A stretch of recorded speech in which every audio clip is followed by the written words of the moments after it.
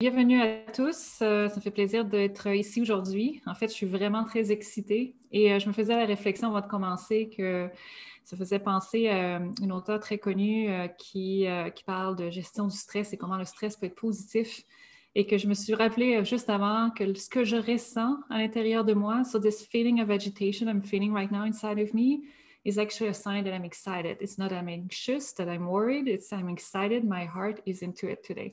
So if I start by speaking too fast, it's only because I'm so into the topic and I hope I'll bring you something meaningful today. Là, vous remarquez, je vais passer du français à l'anglais comme ça. Donc, la session est livrée en format bilingue. Je vais faire un effort d'alterner entre les deux langues. It's quite possible that sometime I'll get off track and stick to one language more than the other. Maybe Alex can, wave me if I'm doing that. But the way I've structured the session is whenever I'll be presenting a slide in one language, I'll speak in the other language. Donc, quand je vais présenter une diapo en français, je vais parler en anglais et vice-versa. Comme ça, tout le monde pourra, j'espère, pouvoir suivre le contenu de la présentation. Donc, avant de commencer, j'avais invité ceux qui étaient déjà joints à partager un peu dans le chat, qu'est-ce qui pique votre curiosité aujourd'hui? So, what are you the most curious about the topic for today? So, I already got a suggestion here. So, Josiane mentioned that she would like to hear more about les idées, les techniques concrètes de coaching de bien-être. Je vais vous parler un peu de ce que va couvrir la session aujourd'hui. Je ne pense pas qu'on va aller dans le concret de ce que c'est. Oui, je vais décrire ce que c'est le coaching de bien-être. Je ne vais pas rentrer dans les techniques, mais j'espère vous en dire assez pour que vous soyez capable de faire la différence entre le coaching général et le coaching de bien-être.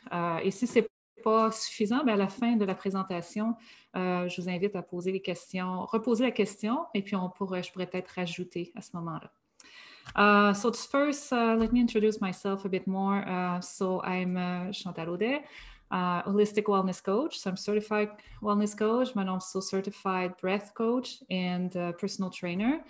But I'm also a change management consultant. So I have over 12 years of experience working within and outside the federal government in project and change initiatives. So I'm very familiar with, supporting people through change. So helping them, go from their current state to future state and making sure this process is smooth and works for them.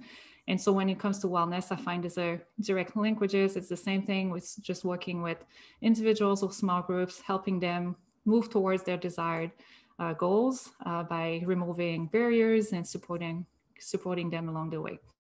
I'm very passionate about the topic for today.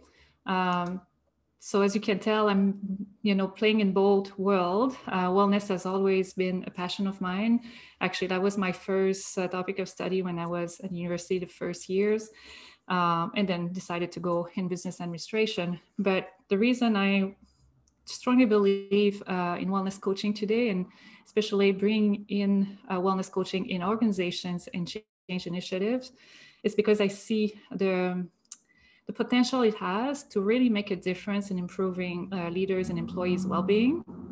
But I also think that it's the gap that is bridging the gap that's missing. And let me tell you more about that. So first, when I became a wellness coach, it's because I noticed people at work, and you notice as well, a lot of people struggle with managing stress or just maintaining and managing their health while they're facing maybe a lot of stressors at work and huge workload. And I've seen organizations implement a lot of initiatives. This is great to try to help people feel better. So wellness programs, EAP programs. Donc, il y a plusieurs choses qui ont été mises en place pour essayer de répondre aux besoins des employés, mais il semblerait que ce n'est pas encore suffisant. Et d'ailleurs, aujourd'hui, en me préparant cet atelier-là, j'ai vu les résultats d'un sondage qui a été fait global par Aon sur le Global Wellbeing Survey, and I'm going to cite what they say. They said, well-being has become much more than programs, apps, tools, and nice-to-have resources to change employee behavior. A culture of well-being is not an initiative, but a permanent change in how work is conducted. So what's been done so far is good. I think we can do more in the change management world as well to, support wellness. And wellness coaching, for those who are familiar with coaching, is basically bridging the gap. So it can help really make the difference in moving people from, not moving people, but in changing behaviors to make them healthier and, create this wellness that we all want to see in the workplace.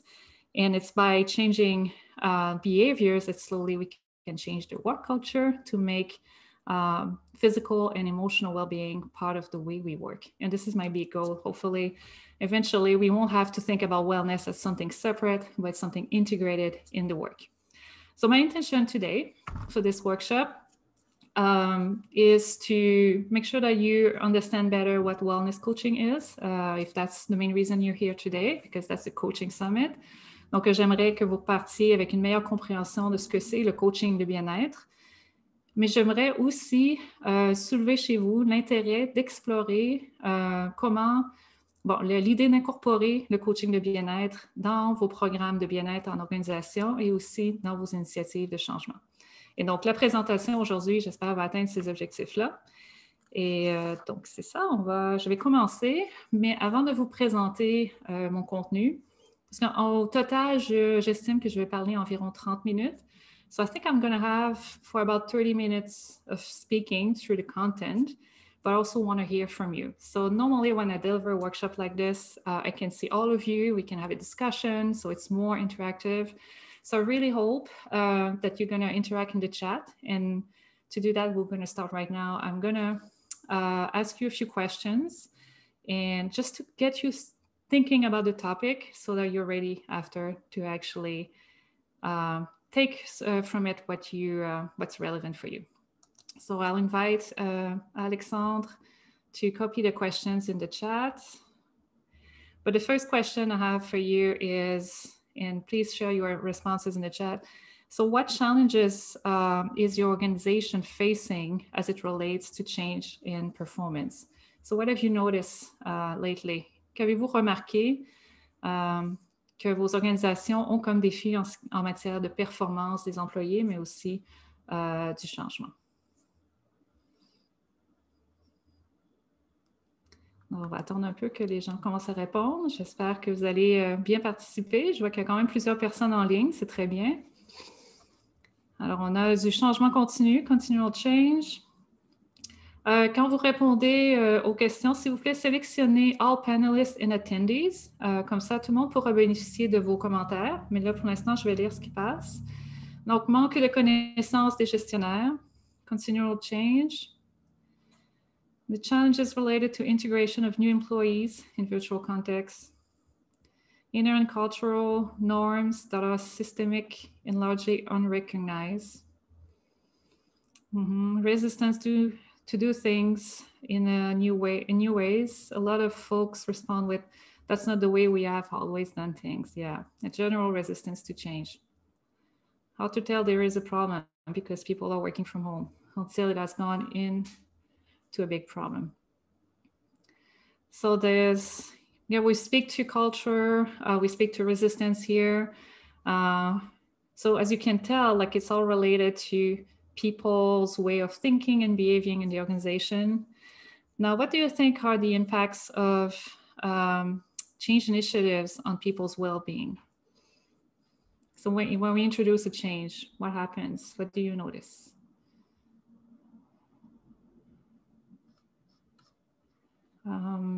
It adds stress. We're falling into negative coping strategies. Some people don't adapt well. Stress, anxiety, fear, trepidation, discomfort. Oh, I love this. So you're really describing what change is all about, right? Great. There's also some positive reactions, negative reactions. So there's a mix. So as you can tell, it's really about, what I read through this is when we introduce change, we're adding emotional loads, stress, anxiety, there's different reactions, but it becomes quickly personal. Like it's something people really experience deeply in them, right? Now, what have you noticed? What do you know, or what have you noticed is being done to address those challenges in your organizations?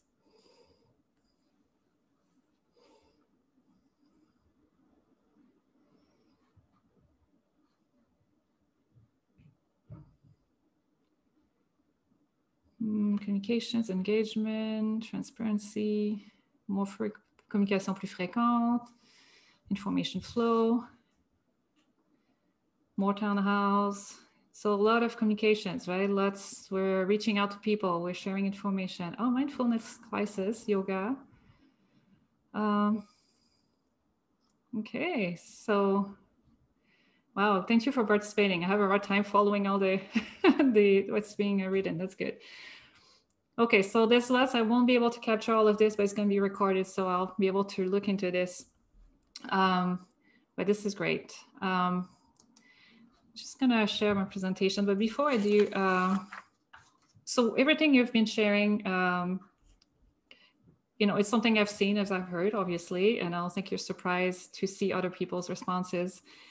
But the other thing I often hear, like there's different things I hear when people, when it comes to wellness and their own wellness at work, a lot of people will say, oh, you know, I just can't take a break. I have too much work to do, right? So when we think about implementing changes to take care of themselves, people also say, I don't have time for exercising. There's too many meetings, too much to do. That's not a culture here. It's not what people do. I'm worried what people is going to think if I take a break at lunch or if I finish my day earlier. Or like someone said, like, you know, I was doing well until I got too busy, or, you know, additional change came in. I got so stressed that everything got off the rails.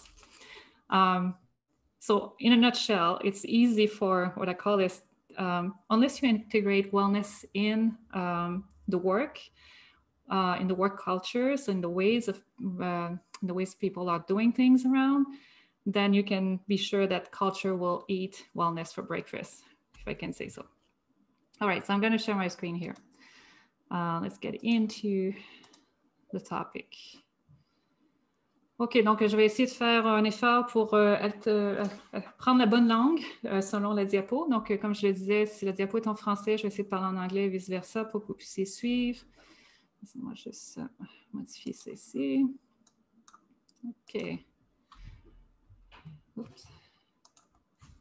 OK, c'est bon. Alors, the first thing I'd like to emphasize, and I don't think this is something that will be surprising for you, is that the employee's well-being is directly impacting and positively impacting performance in general, right? It's been proven many times, and when employees feel well, you know, that increases performance and productivity. It also increases satisfaction and reduce turnover. We also have reductions in sick days and compensation requests. And we also have increase in client satisfaction. That's one that maybe is less obvious, but I'm sure you can think of, you know, the impact of, you know, when you go in a store, for example, if an employee is not feeling well, how much that impacts your own experience.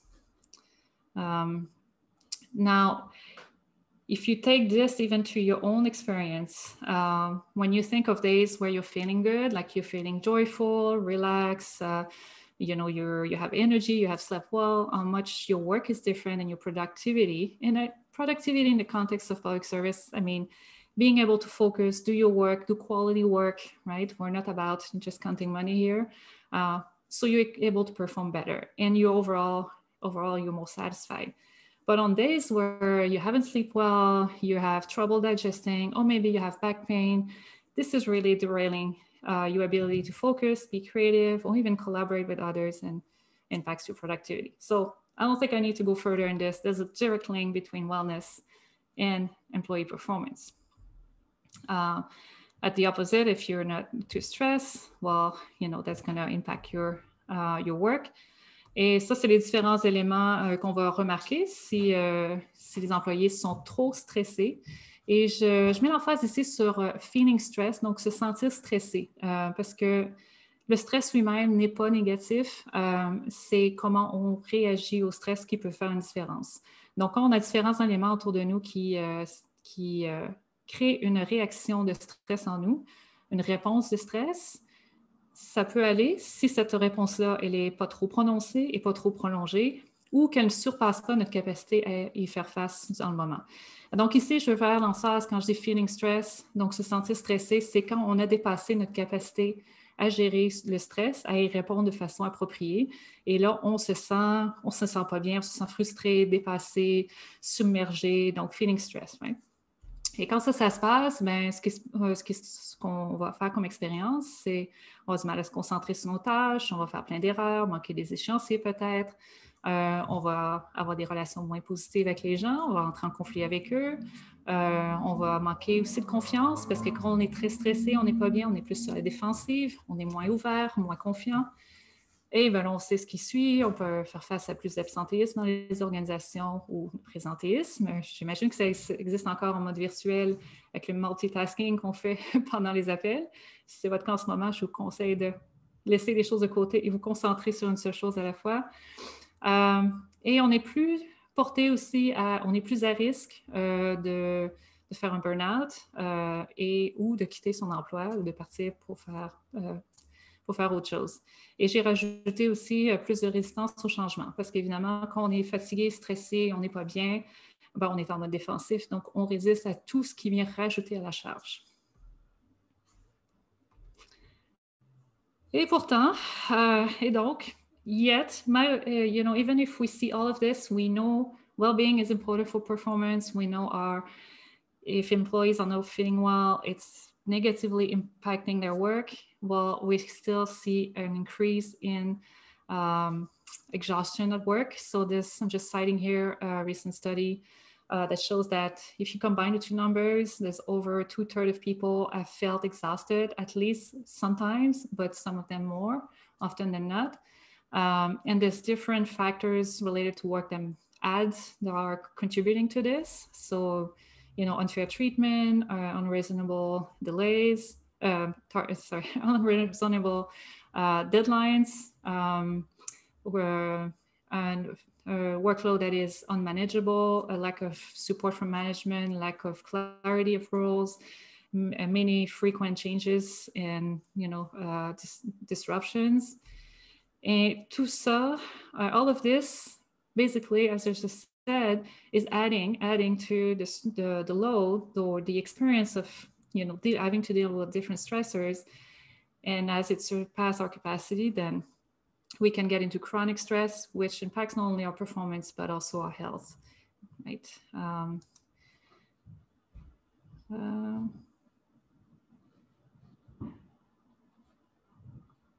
OK, sorry, je vais juste reading the chat.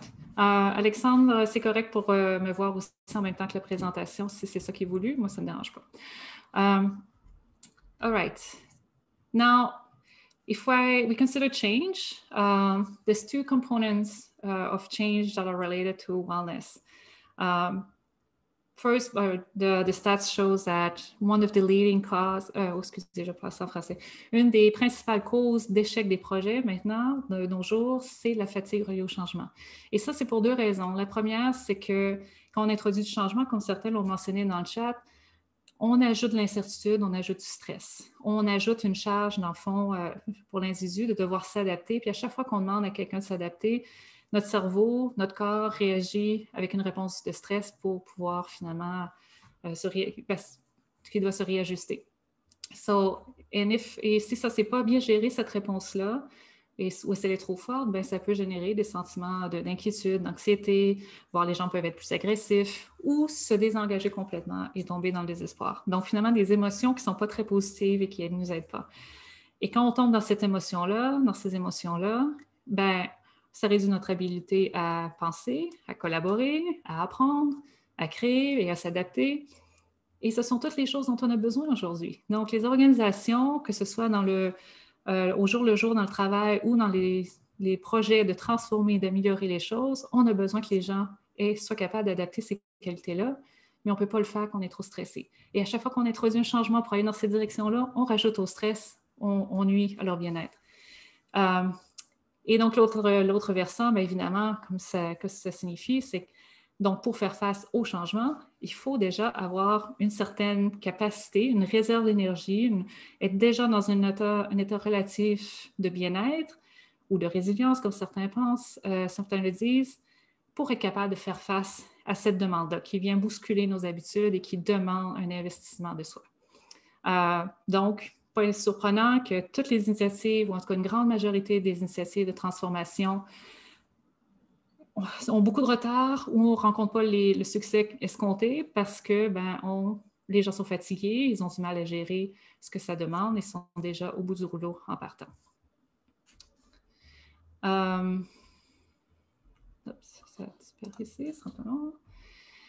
Et donc, ici, vous pouvez voir, j'ai tiré ça d'une étude, c'est un sondage qui a été fait par le Conference Board qui montre qu'une des principales inquiétudes des gens qui sont en charge des transformations, c'est de devoir, c'est que les employés soient désengagés et épuisés. Mais c'est aussi la plus grande frustration quand ils entament le changement, c'est cette fatigue reliée au changement. Donc, voilà, ça vous donne un peu un aperçu de ce que c'est. Donc, là, ce que j'aimerais faire, c'est faire une petite pause. Je vais arrêter de partager ici. Voilà. Donc, vous pouvez voir, c'est un sujet vraiment complexe. Là, j'inviterai Alex à mettre les questions, le deuxième groupe de questions dans le chat. Donc là, je fais une pause. J'aimerais vraiment vous entendre. Évidemment, c'est plus difficile par voix, mais par contre, peut-être qu'Alexandre pourrait permettre à certaines personnes de parler. On fera ça à la fin. Pour l'instant, je vous invite à le faire dans le chat. So I invite you to respond to the following questions in the chat. So the first one is, what has your organization done to improve employees' well-being? So we've seen it's important. We've seen the numbers are still, we're still struggling with well-being at work, exhaustion and burnout. What have you seen your organization doing to address that so far? Created a respect and wellness committees. So we have committees that have been set up to address that. That's great. I like that it's combining respect.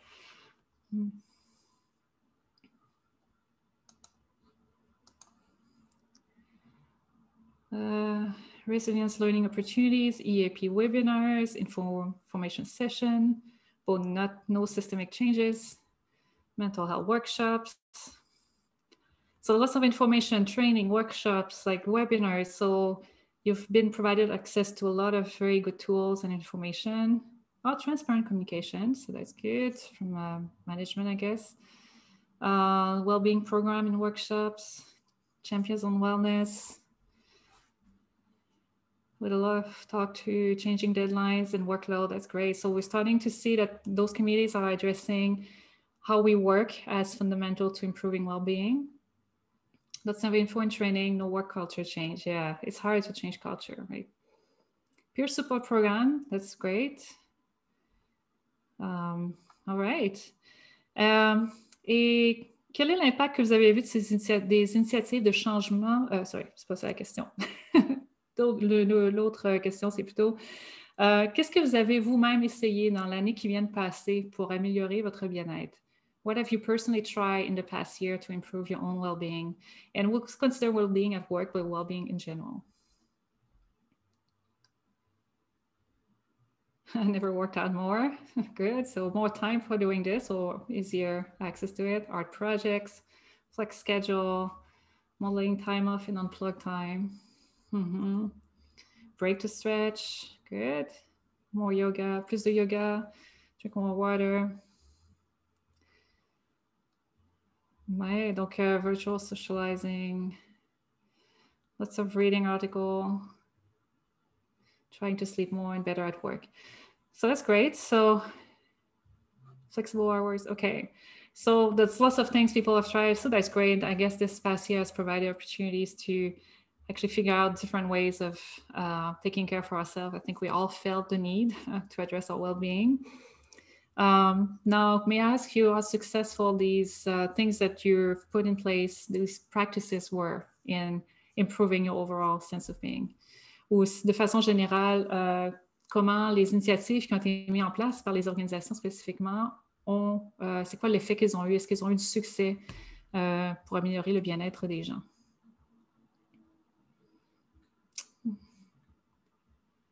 Successful, yes. Easy, no. Okay. So you can take it by either way. It's either successful, your own personal practices being successful for you, or what you've seen in your organizations have implemented, and whether that was successful in improving well-being within your organization or your team, if it's closer to you. Only my staff was successful. Feeling and being cared for really improves things. Habits work for a time, but necessitate reevaluation after a while. Okay. To adapt to current reality, which is ever changing in this context. Yeah. Difficult to really gauge results during pandemic. Oh, that's interesting. Yeah, because it's a moving target, right? When we think of wellness, it's not. So maybe a definition here can provide. So well-being is basically an outcome we're after, right? It's this overall feeling of life satisfaction. But that's always a moving target. That's something that's never fixed. It's something we strive for. And wellness is basically an active process to get us there, to, tweak and adapt. And wellness doesn't mean it's easy, it's comfortable. Sometimes it actually requires effort and being uncomfortable to get to what's going to provide us satisfaction and a feeling of well-being. Need to do different because other things at work can be done. Okay, so there's been a lot of adaptations. If I understand, I haven't read everything. Some of the things were successful, but it's constantly moving. It's not easy to adapt or integrate in the new context that's ever changing. But pandemic has also provided an opportunity to really understand what's important to us. Mm-hmm. And to bring wellness on the table as a topic, right? Good. Excellent. Okay. All right, so I'll go back to the presentation for the second part of it. This is where we're going to get more into wellness coaching specifically. So we've addressed wellness, what's happening in the organization. Now I'm going to get into what wellness coaching is and can help you with. Let's see. OK. Alors, la première chose que j'aimerais amener comme constat, c'est que, comme plusieurs l'ont dit, il y a eu beaucoup d'ateliers, beaucoup de formations, beaucoup d'outils fournis, des applications, peut-être des programmes. Mais en général, on sait que la formation ou l'information, ça ne suffit pas. Moi, je le vois dans les initiatives de changement. On a beau communiquer, engager les gens. On peut vous envoyer en formation. Les habitudes, on les vit dur. Donc, quand on revient dans le contexte du travail, c'est difficile de vraiment faire la différence. Donc, c'est là où le coaching de bien-être peut aider. D'abord, pour définir ce que c'est coaching de bien-être, c'est bien plus que juste la santé et la forme physique. C'est vraiment une approche où on regarde de façon globale tout ce qui peut avoir un impact sur le bien-être d'une personne et son sentiment de satisfaction. Donc, c'est vraiment une approche holistique où on va considérer les émotions, le stress, les enjeux de travail, les problèmes de relations, les défis financiers aussi, qui peuvent dérailler vos efforts de vivre votre vie à son meilleur. C'est de vous sentir bien. Donc, on ne peut pas juste dire, si toi, tu as un surpoids, puis ça te draine ton énergie. Oui, on peut travailler là-dessus comme coach en bien-être, vous aider à trouver les stratégies qui vous conviennent dans votre contexte. Mais parfois, il faut aller plus loin parce que la prise de poids est souvent reliée au stress, elle est liée à des problèmes de relations, à autre chose qui ne va pas dans notre vie. Donc, on regarde l'ensemble.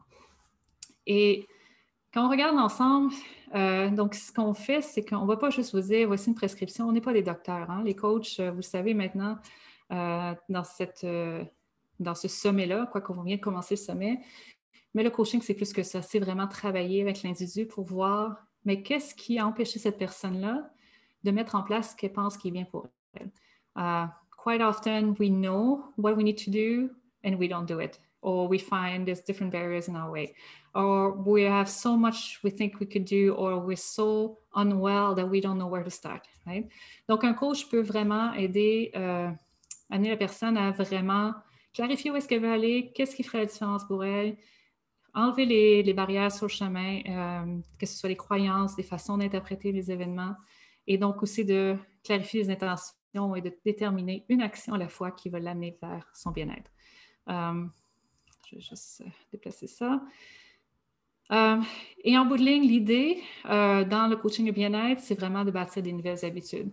Donc oui, on est orienté, on se concentre sur le présent, ce qui se passe en ce moment. On s'oriente vers le futur, un un résultat qu'on va y chercher, mais en bout de ligne, c'est vraiment bâtir des habitudes de vie, des nouvelles routines. Et c'est là que ça devient intéressant parce qu'avec le soutien d'un coach qui peut vous donner l'espace pour finalement être écouté, vous allez être capable de trouver ce qui convient, puis d'avoir le soutien pour faire l'effort de changer vos habitudes. Donc, autrement dit, transformer l'information que vous avez en transformation. Donc ça, excusez-moi. Okay.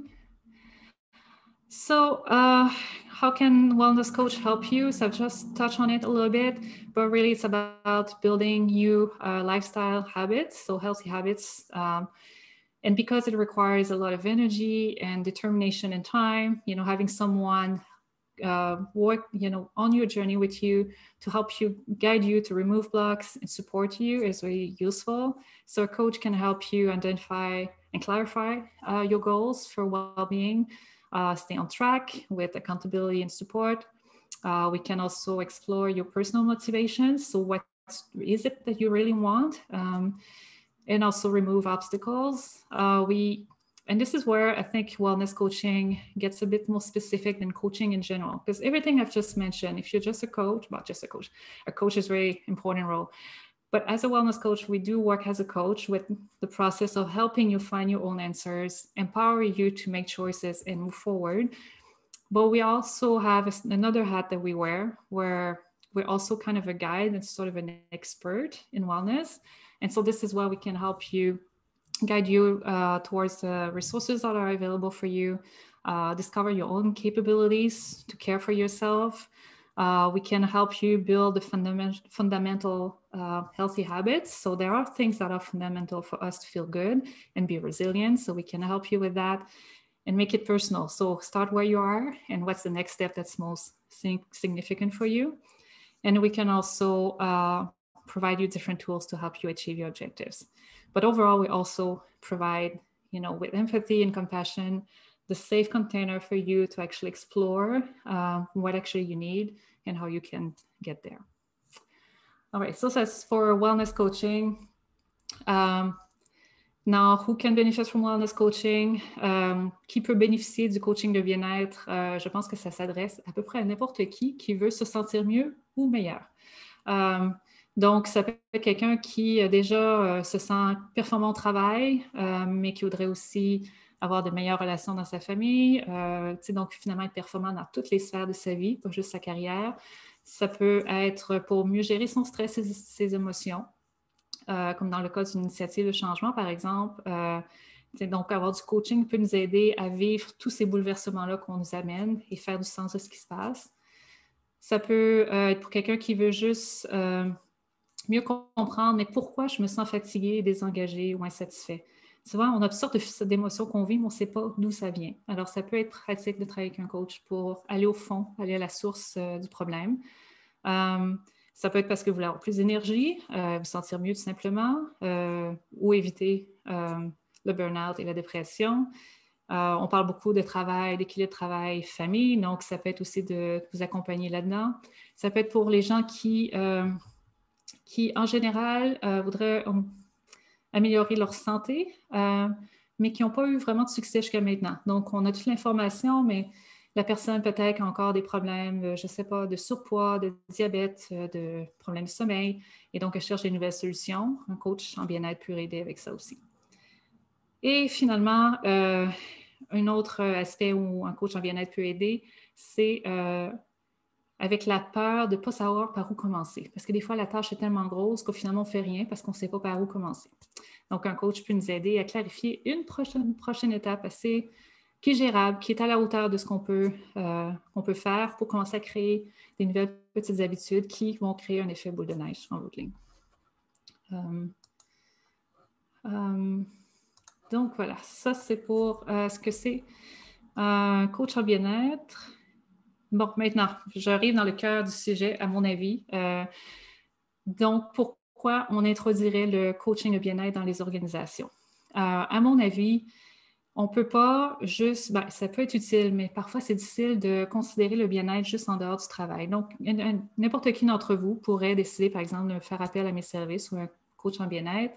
Oh, sorry, I should switch in English there. I have the text in French and the title in English. That's great. So I find that if you want to address wellness, you have to think of it as something integral, like looking at the entire life of someone. And so if the main issues you have that are impacting your wellness are work related, then we have to think about wellness in the context of work. And if you want people who are trying to develop new habits that will help them feel better in their work, well, you have to bring the discussion in the workplace as well. Because, you know, we can do it. This is what I've done personally. I've changed over the years my habits, slowly tweaking here and there to feel better. But as I started changing the way I was doing things at work to feel better while performing the same or even better, well, it was challenging. Like, people don't like, you know, if you act differently, like you go for a run at lunch instead of eating in the lunchroom with people, or when there's pizza order for Friday at lunch and you decide that, no, sorry, I'm going to have just salad. You're okay with them eating it. You just eat your salad, but, you know, people don't like that, right? You feel a bit like an outsider until there's more people who start maybe adopting different practices, opening the discussion about wellness, and, you know, being more open to doing things differently. So all that to say, basically our habits are deeply influenced by our environments, and mostly our social environment. So if people do things a certain way around you, you're more likely to do the same with them. So if we don't bring wellness coaching in the organization to help people in the organization change their habits so that it's healthier, then, you know, you're going to always face the culture. The culture is going to eat wellness for breakfast, I like to say. Et souvent, ce qu'on remarque, c'est que c'est la façon de travailler, les façons de faire qui sont habituelles dans une organisation qui rendent les gens malades. So we really need to integrate not only the wellness as a topic in the organization, but also, you know, wellness coaching to help those habits, those ways of doing things change effectively and really change for the long term. And the other aspect is, you know, changing habits, as some have mentioned, is hard. You know, there's sometimes something new coming on along the way that will derail you. So it's good to have support. And if you have support provided in the workplace, then that's basically sending the signal that the organization cares about your well-being. And if you are struggling, it's okay. You can get support and personalized support, because we're all different. It's not because you build a wellness program that it's going to be okay for everybody. It's just very good, but it's tend to be generic. We all have our own personal challenges. So it's good to have a coach that can personalize the intervention for you and support those individuals who struggle a bit more than others along the way. It also allows for having the coaching available when the person needs it and as long as they need it. When we have to look outside, sometimes we don't have the resources to do so, or, you know, maybe it's more difficult to get access to the right support. And here I'm just citing as well, there's a study that showed that, you know, a group of employees who went through an actual coaching program for 12 weeks actually demonstrated a significant improvements in terms of burnout and resilience. So reduction in burnout and improvement in resilience. So it makes a difference. So do you have any comments there? Donc, Alexandre, s'il y a des questions, peut-être me les poser par la suite. Là, j'en vois une. Donc, s'il y a un lien pour l'étude, oui, elle est dans la présentation. Donc, je pourrais peut-être faire un effort pour partager les liens par la suite. On trouvera moyen de le faire. Okay. Now, if you're if you want to consider bringing wellness coaching in your organization or have a chat with people who are responsible for that in your organization, you might wonder, where does that fit in, right? I know it's kind of new. There are wellness coaches or life coaches, there's different types of coaches who are coming in organizations to do individual coaching. Some are now introducing group coaching, or they come in and deliver training and workshops. My thinking is, if you could integrate wellness coaching as part of your wellness strategy program, so really have it as a resource that's going to be supported by the organization, and if possible, have in-house coaches that are available on demand for employees, that might be the best. First, it demonstrates, je parle en français ici. Donc, si on intègre le coaching de bien-être dans les stratégies et le programme de bien-être, on va finalement, c'est un signal qui est envoyé à l'ensemble de l'organisation et des employés que le leadership, donc les dirigeants, appuient et encouragent les employés à utiliser cette ressource-là. Et en plus, si c'est payé par l'employeur, ça facilite l'accès. Ça peut aussi permettre, si le coach fait partie finalement d'une ressource disponible pour l'organisation, ça peut permettre de créer des groupes de soutien aussi. Donc, un coach qui travaille avec plusieurs employés ou des petits groupes d'employés peut finalement faciliter un groupe de soutien dans l'organisation puis être disponible pour répondre aux questions. Et ça, tranquillement, ça peut amener un changement de culture pour faire en sorte que le bien-être, finalement, devient partie intégrante des façons de faire ici. Un coach aussi qui est vraiment intégré à l'organisation, donc qui est familier avec le programme de bien-être, peut aussi être une belle ressource pour aider chaque employé ou les employés qui en ont besoin de vraiment pouvoir identifier dans tout ce qui est disponible qu'est-ce qui pourrait bien avoir besoin ou qu'est-ce qui serait plus approprié pour eux. Donc, un peu interpréter le menu d'activités de bien-être et donc les diriger vers les bonnes ressources. En ce qui a trait à la stratégie de gestion ce qui a trait à la gestion du changement.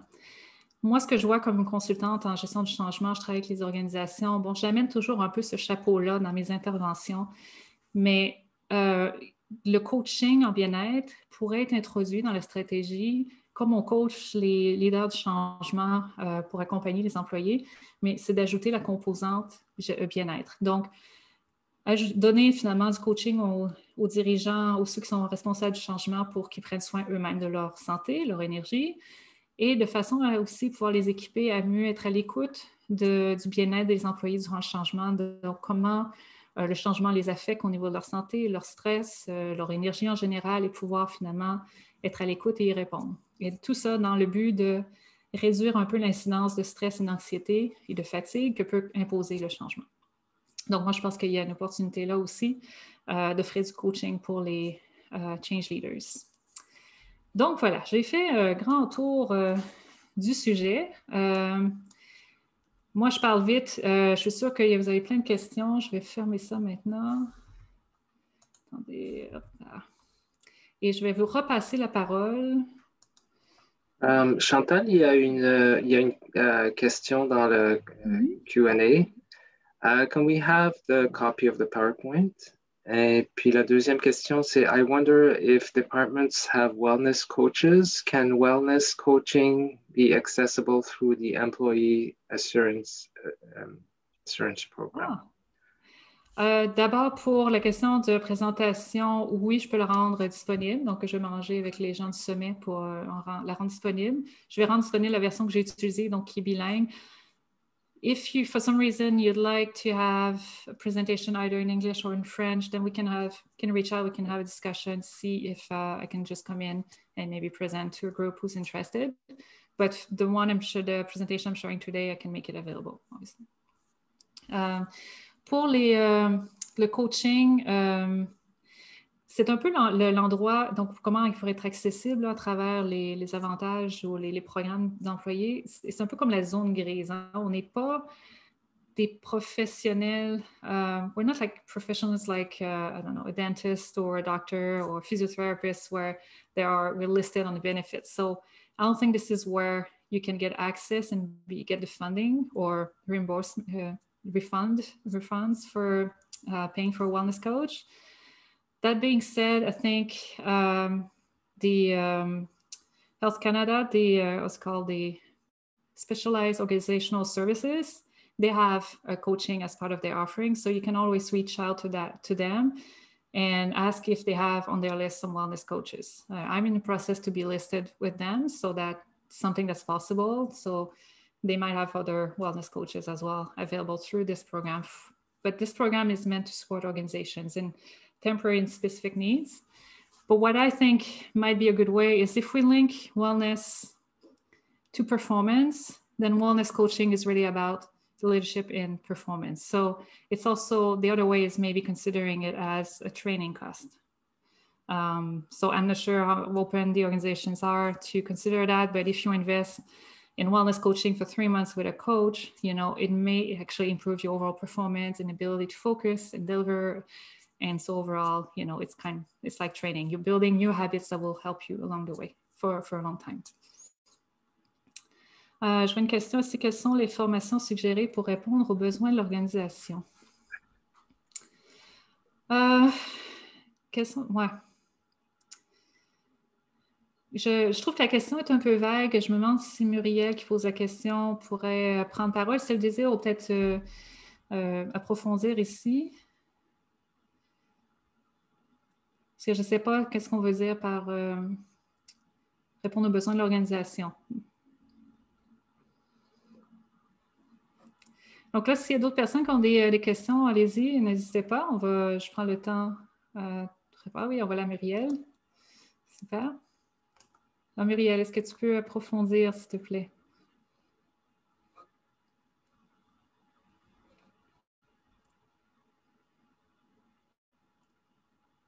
OK, pour devenir coach de bien-être, quelles sont les formations? Ah, OK. Bon, il y a différentes écoles qui offrent des formations de coach en bien-être, puis c'est vraiment très peu contrôlé, je dirais. Il y en a qui sont plus davantage axés sur la santé, donc qui ont vraiment une fondation très solide en nutrition, en santé physique et tout ça, d'autres qui sont plus globales. Par exemple, moi, j'ai fait une formation avec le International Association of Wellness Professionals. So that's a training that covers not only the wellness content, like the expertise matter, but also the coaching approach, so coaching tools and the methodology, and as well as a business stream as well. But you can reach out to me, Muriel, if you want. If you're interested, I can share some other resources with you. Often would meet over 3 months. Do you have a maximum size of group that we work with? So if, as a wellness coach or a coach in general, I think most coaches do actually meet clients every 2 weeks. So to allow some work to be done in between, some integration of what's being done or new habits and trying out, the action plan. So in my case, for example, a 3-month coaching program is 6 sessions with email support between sessions. If you have questions or concerns or you're lost and not sure what to do or need support. Now, if in terms of offering coaching in the organization, I would probably suggest the same thing as working for at least 3 months with either individuals or a small group. So 4 to 6 people where, when it's small enough that you can be personalized, but also having the support from one another. So again, 3 months, basically it's driven by the fact that it takes time to build habits and see a change, right? Start to see the results and build momentum. Some people might need to work with a coach for longer, or they'll achieve their initial target and then they will want to renew and get better and go to the next level. Now, how long are the sessions? Donc, les sessions, coaching sessions usually are about 60 minutes. Now, every coach will work differently. Some will have 45 minutes, others 90 minutes. I think the norm is having a longer session at first to get to know the person and get an agreement on what we're going to work on and, establishing the basis and really understanding what's going on in the person's life that's driving the person to come in.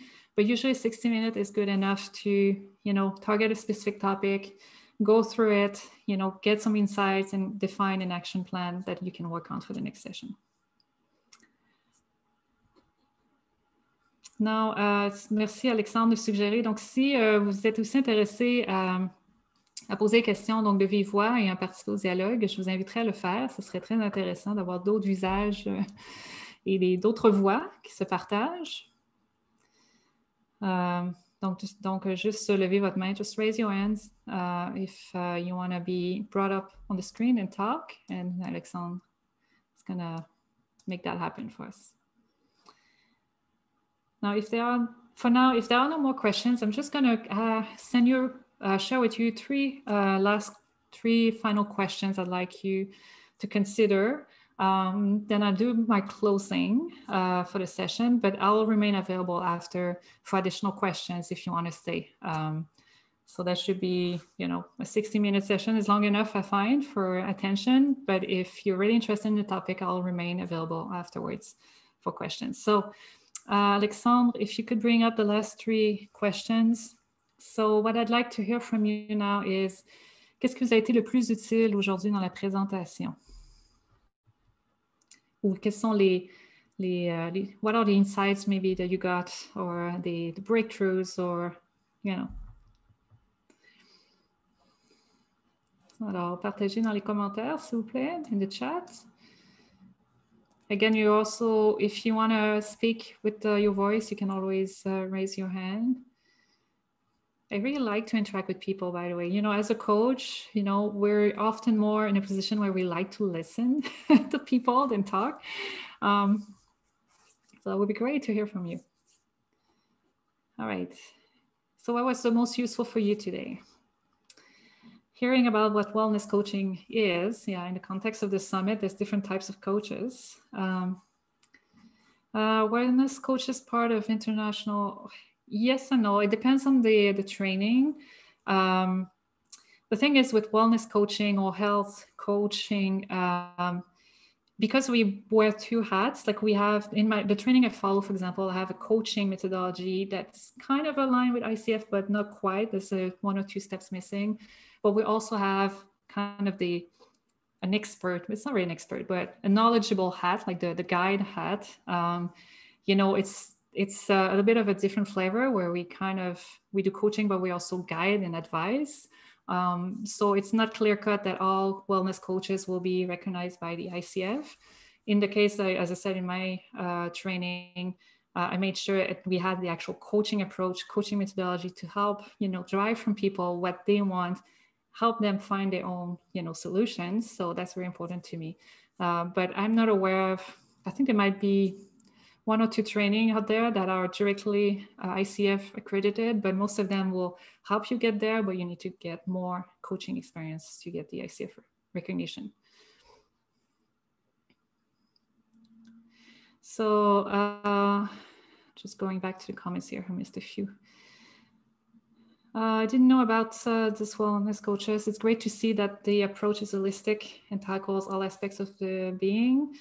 Très clair comme présentation, ça aide à la compréhension de ce que le stress peut créer. Oui, on pourrait en faire juste un sujet, je pense, pendant 1 heure sur le stress. Et j'aimerais en fait même retourner à ça, c'est que oui, le stress accumulé, non géré et chronique n'est pas bon, mais le stress n'est pas mauvais en soi autrement. Donc ça, ce serait un autre sujet à explorer. L'important, c'est de pouvoir retourner à un état de calme et de sortir de l'état de stress régulièrement. Ensuite, what to do if someone resists coaching specifically to do with wellness? Oh, that's interesting. I've never experienced resistance to coaching because usually coaching is a voluntary basis activity. So you cannot force coaching on someone. Someone has to want to be coached. Now, if you decide to offer, like I suggest, wellness coaching to change leaders as part of a change initiative, again, that's something that should be offered. It's not something you should say, oh, you change leaders, you should do wellness coaching and force that on them. Now, what you could do, if you think it will be beneficial, but they're resistant in doing it, then this is where you need to work more on awareness, right? More information session, maybe training, maybe different workshops, maybe organize dialogues and discussions on the topic to slowly raise the awareness for them to understand what might, how they might benefit from it and how it can change things for them.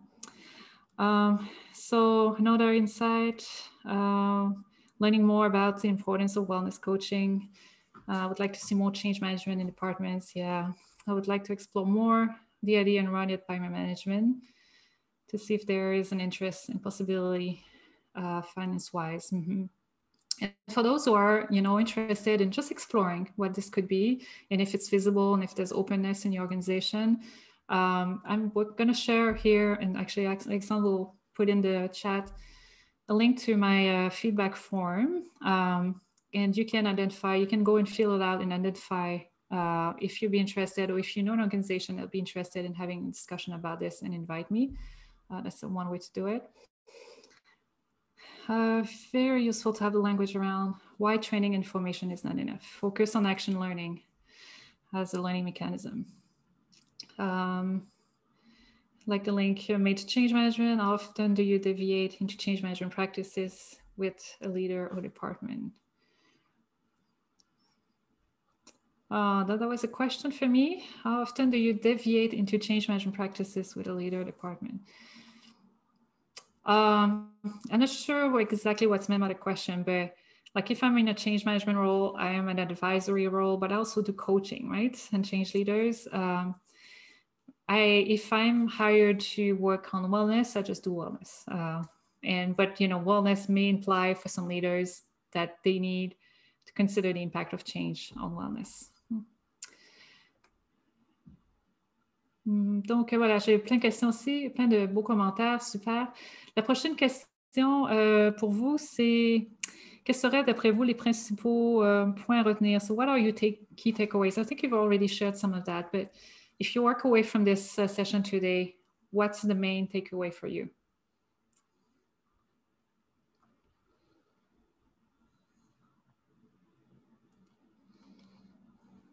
La personne qui a posé la question, est-ce qu'il y a un groupe de coachs en bien-être intégré à la fonction publique, au bien-être global? Je ne sais pas. Moi, ça fait 2 ans que j'ai quitté la fonction publique. Je suis indépendante. Je ne suis pas au courant. Peut-être que les gens du sommet du coaching pourraient vous indiquer ça. Ce serait intéressant d'être au courant s'il y en avait un. À retenir, le bien-être et le changement vont de pair, effectivement. Si on n'est pas bien, on ne peut pas entamer le changement et le changement peut affecter notre bien-être. Donc, c'est important de s'occuper du bien-être dans tous les cas.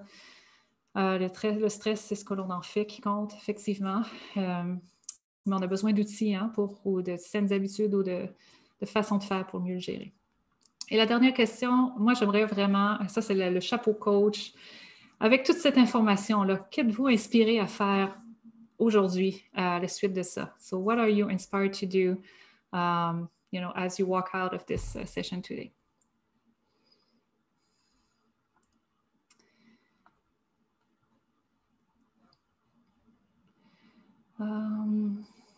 Just another takeaway that was shared here. We are not doing enough to address wellness in the public service, especially as it relates to managing stress during this pandemic. Keep raising awareness. Yeah, we need to keep raising awareness. Donc, partagez avec votre équipe, nous sommes en changement organisationnel. Ben, écoutez, allez-y, partagez avec vos équipes. Donc, ce que j'essaie de faire aujourd'hui, évidemment, c'est ma passion, le coaching de bien-être, le changement organisationnel. So I'm really passionate about both wellness, coaching, and organizational change. But really, I'm here to really spread the message. If there were more coaches involved in a lot of organizations, this is how we could make a difference in changing habits so that, you know, the way we work will be a healthy way by default, right? So this is what I'd like to see. And to do that, we need to help people change their habits, and we need them to change their habits in the context of their organization with other people around them. So, alors, une autre inspiration, motivée en bien-être au travail afin de mieux détecter des signes de stress et détresse chez mes employés et ainsi mieux les accompagner et les orienter. Ça, c'est intéressant. Disons, effectivement, si vous êtes gestionnaire, vous n'avez pas besoin d'être un coach en bien-être, mais si vous êtes suffisamment conscient et vous avez déjà une boîte à outils, vous pouvez aussi porter un peu le rôle, un petit chapeau de coach avec vos employés, puis les aider, eux, à trouver aussi des solutions pour eux, mais aussi encourager finalement la réflexion là-dessus. Ça, c'est très bien. Super. Wow, il y a vraiment une belle participation dans les commentaires. Je vous remercie énormément. Là, ce que je voudrais rajouter avant de conclure, c'est que le formulaire de rétroaction que je vous ai fourni, c'est un formulaire qui est plus pour moi. Vous allez sûrement avoir la rétroaction donnée au sommet aussi. So this feedback form is right for me. So I want to know what you thought about this workshop. But I'm also offering to all of you who participated, who will take the time to fill out the form, a free gift. So if you're interested to just explore if wellness coaching is for you, how that works, and whether it would be a good fit to maybe working with me if you're interested, then you can reach out and book a wellness discovery call with me. I offer a few of them per month. So first come, first serve basis. So if you're interested, you can visit my website. Indicate in the feedback form first that you're interested, and then I'll reach out to you to book that session with you. Donc, pour ceux qui sont intéressés à peut-être avoir un appel de découverte avec moi sur le coaching de bien-être et comment je pourrais vous aider, allez remplir le formulaire de rétroaction et indiquer sur le formulaire si vous êtes intéressé à ce qu'on ait un appel de 30 minutes pour discuter de vos besoins. Et le formulaire est aussi là pour vous encourager à me référer des organisations et des personnes contacts qui pourraient être intéressées à avoir une discussion sur le sujet. So if you know any organization, whether yours or another one, or someone who's in wellness community, for example, who might be interested in me bring this discussion to their group, their organization, please identify them on the feedback form and we'll connect and get the discussion rolling from there. Voilà, bien Alexandre, moi j'ai terminé. Ce que je vais faire, c'est que je reste disponible pour les participants encore quelques minutes. Si vous avez envie de discuter, dans ce cas-là, j'inviterai peut-être à mettre les caméras en place et puis qu'on puisse avoir une petite discussion là, informelle, peut-être pas enregistrée si tu veux, je ne sais pas. Merci beaucoup Chantal. Oui, je pense qu'on va, peut-être que Philippe peut arrêter l'enregistrement, mais on va rester ouvert encore pendant une petite demi-heure. Donc, si jamais les gens ont des questions à poser, n'hésitez pas à lever la main. So,